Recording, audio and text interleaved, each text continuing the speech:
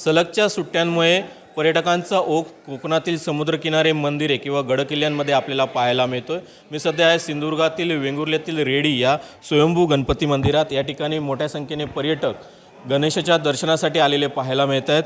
आज रविवार आहे तरी देखील मोठ्या संख्येने पर्यटक सध्या कोकणात आहेत आणि मंदिरांमध्ये भेट देताना पाहायला मिळत आहेत। जवळच गोवा राज्य आहे, त्यामुळे गोव्यातील देखील पर्यटक या ठिकाणी येत आहेत आणि गणपतीचं दर्शन घेताना आपल्याला पाहायला मिळत आहेत। ताई, तुम्ही कुठून आलात आणि कुठे कुठे फिरलात? आता गणपती मंदिरात देखील दर्शन घेतलं, काय सांगा? आम्ही ठाण्यावरून आलो आहे आणि कोकणात 5 दिवसाचा आमचा प्लॅन होता। मग आम्हाला या रेडी गणपतीबद्दल माहिती झालं, मग आम्ही इकडे दर्शनासाठी आलो आणि खूप छान आहे। ताई, कुठे कुठे फिरलात अजून? आम्ही मालवण बीचला गेलो होतो आणि मालवण फोर्टला गेलो होतो। अजून तारकर्ली बीचवर जाणार आहेत आणि अजून वेंगुर्ला किंवा मे बी बोगवे बीचला जाऊ।